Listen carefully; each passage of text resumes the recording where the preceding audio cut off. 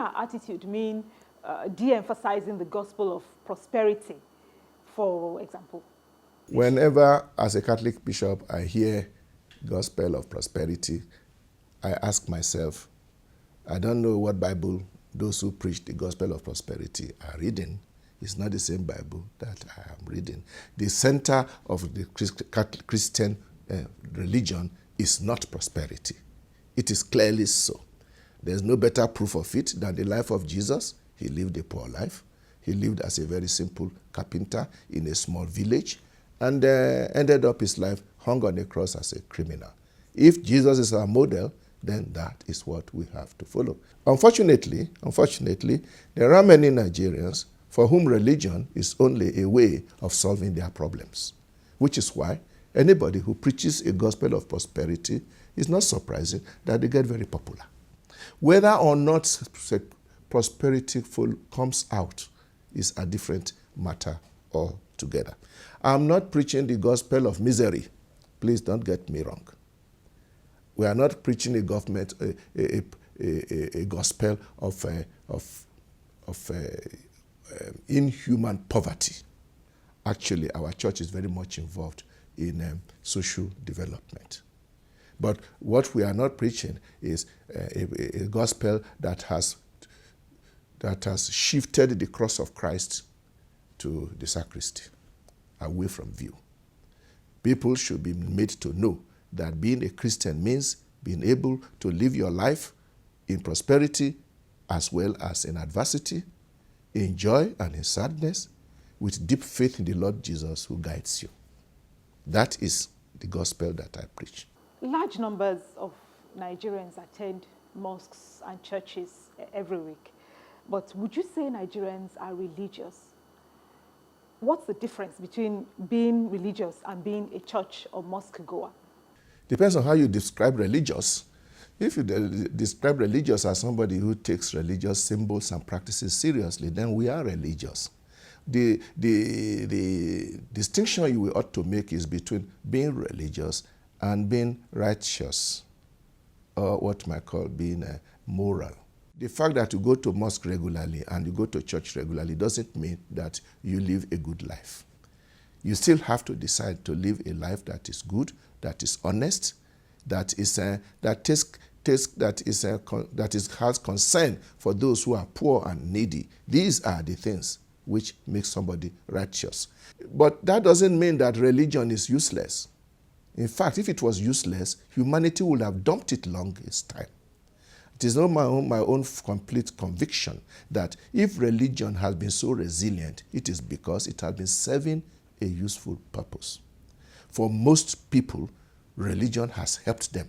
So how can we turn our religiosity into a catalyst for growth? That's the job of religion. And it is a job, a duty that we constantly are working on. Fortunately or unfortunately, the religious leaders can only give injunctions, ideas, advice. Say, do this. This is the right thing to do. This is the wrong thing to do. When their followers refuse to do the right thing, they really have very little way of doing anything about it. Luckily, most of the law of God is also incorporated into the laws of the land, which often gives the impression that we can only talk, we cannot do anything. But talking is not useless. Which brings me to the point. What are the major achievements of the Interreligious Council, of which you were a founding member?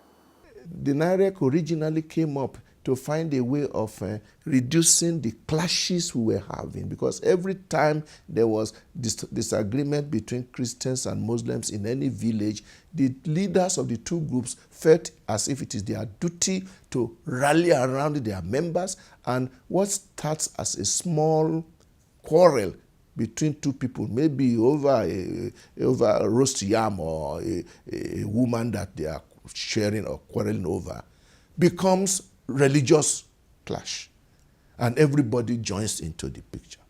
But later on, we realized that that is not really a way to go forward. Then we began to realize that there are many things we have in common. There are many problems of Nigeria which affects both Christians and Muslims, and it is better that we put our heads together to face it. I want to say, with all sense of responsibility, that we made a lot of progress in that regard. And I would say that was the origin of my becoming a very good personal friend of the Sultan. So that even after my term as CAN president was over and I was no longer leading the CAN delegation to NIREC, my relationship and friendship with him has continued. Before we go on to CAN, because that's a point that I'd like to pursue a little later, from your findings on NIREC, do you really believe that the problems we have are religious? Like the Boko Haram problem, for example.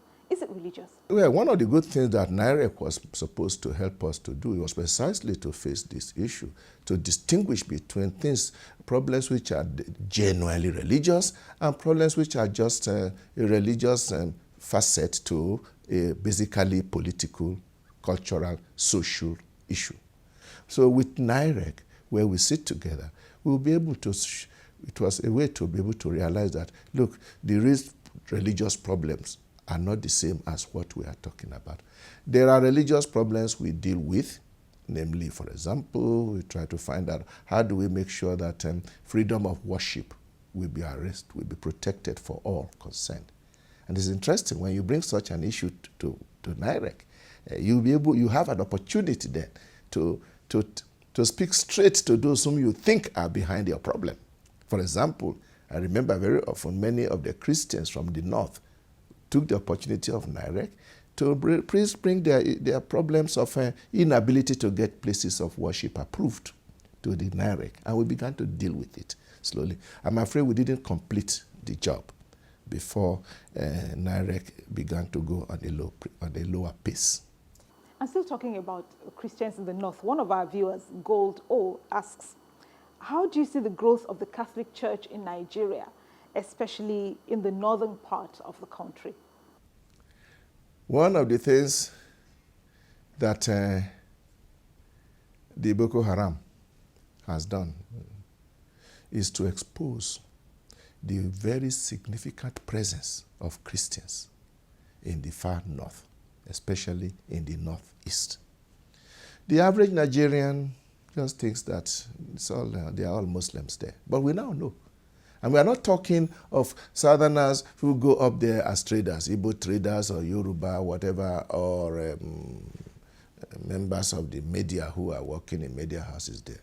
We are talking of indigenes, the natives of the place. That many of the villages, some of the villages are predominantly Christian. But very often, we didn't know about them. Nobody can now deny the presence of the Christian church up there.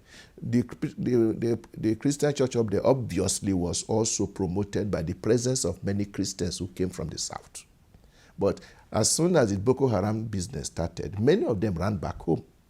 They ran back home to the east, to the west, many stopped here in the Middle East.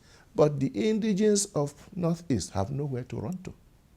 That's why they are all over the IDP camps.